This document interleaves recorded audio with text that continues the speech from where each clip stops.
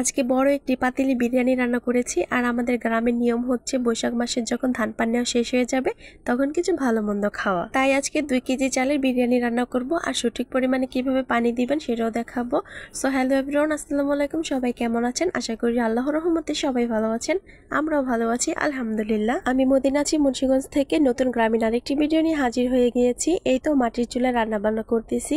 আজকে 2 কেজি চালের বিরিয়ানি রান্না করব, তাও আবার এরকম ছোট ছোট আলু দিয়ে।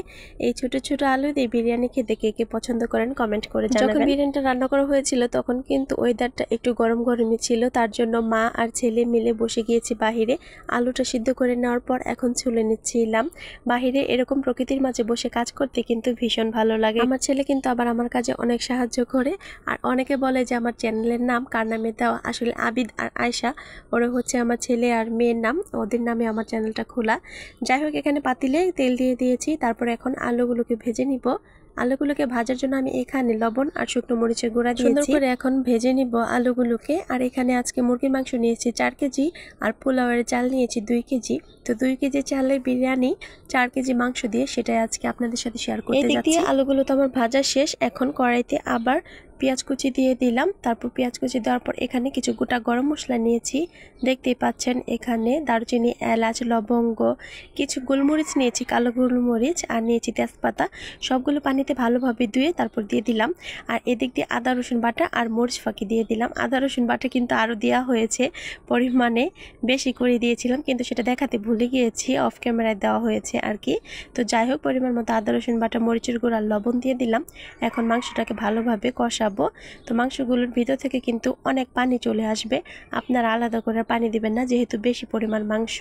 অল্প পরিমাণ মাংস হলে পানির প্রয়োজন হয়। আর এখানে একটা বাটা মশলা রেডি করেছিল আমার মা, সেটা হচ্ছে আবার গোটা গরম মশলা বেটে নিয়েছে, জিরা বেটে নিয়েছে, আর কিছু চীনা বাদাম বেটে দিয়েছে। তারপর বিরিয়ানির মশলাটাকেও আমি দিয়ে দিলাম। এখন ভালোভাবে আমি কষিয়ে নিব। এখানে যতই বাটা মশলা দিই না কেন, বিরিয়ানির মশলাটা দিলে আর কি আলাদা রকম একটা ফ্লেভার আসে, তো খেতে কিন্তু ভালোই লাগে। তো রান্না করার সময় সবসময় কিন্তু বিরিয়ানি মশলাটা দিয়ে থাকি। আর ফ্রিজে কিছু মটরশুঁটিও ছিল, সেই মটরশুঁটি এখানে দিয়ে দিলাম। আর আলু ভেজে রাখা আলুগুলোকে দিয়ে এখন মাংসের সাথে ভালোভাবে কষাবো। আর দেখতেই পাচ্ছেন যে কতটা পানি উঠে আসছে মাংস থেকে। আর এখন চালের জন্য পানি মেপে নিলাম। চাল যেহেতু 2 কেজি, তার জন্য এখানে 3 কেজি পরিমাণ পানি দিয়ে দিলাম। বিরিয়ানি রান্নার ক্ষেত্রে 1 কেজি চালের জন্য 1.5 কেজি পরিমাণ পানি ব্যবহার করে থাকি। পানিটা যখন বলক চলে আসবে তখন চালটা দিয়ে দিব। আর চালটা কিন্তু ধোয়ার সময় ডলাডলি করবেন না, আলতো হাতে চালটা ধোবেন, নাহলে কিন্তু চালটা ভেঙে যাবে। আধ ঘন্টা আগে আমি চালটাকে ভিজিয়ে রেখেছিলাম, তাহলে বিরিয়ানিটা একদম ঝরঝরে হবে। আর এই পর্যায়ে কিছু কাঁচামরিচ দিয়ে দিলাম।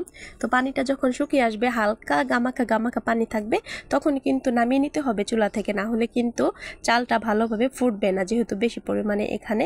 তারপর উপর দিয়ে ঘি দিয়ে দিব। আর এই যে দেখুন, উল্টিয়ে দিয়েছিলাম, এখন সেই পানি কিন্তু শুকিয়ে গেছে, একদম চালে টেনে নিয়েছে। আর কতটা ঝরঝরে হয়েছে। এরকম ছোট ছোট আলু দিয়ে বিরিয়ানি খেতে কিন্তু আমার কাছে ভীষণ ভালো লাগে। আমি ছোটোবেলা থেকে এরকম আলু দিয়ে বিরিয়ানি রান্না করা পছন্দ করি, আর মটরশুঁটি দিয়ে। তো কে কে পছন্দ করেন কমেন্ট করে জানাবেন।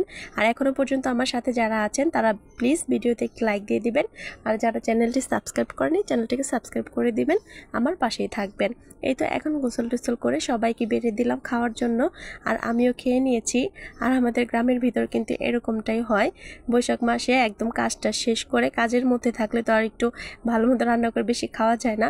তারপর কাজের শেষে কিন্তু আমরা ভালো মন্দ একটু খাই। আর ভালো মন্দ বলতে তো বাচ্চাদের বিরিয়ানিটা পছন্দ, তার জন্য আমার মা কী করেছে, বিরিয়ানিটা রান্না করতেছে। তো যারা আমার সাথেই ছিলেন অসংখ্য ধন্যবাদ। আজকে এই পর্যন্ত, দেখা হচ্ছে নতুন আরেকটি ভিডিওতে। আল্লাহ হাফেজ।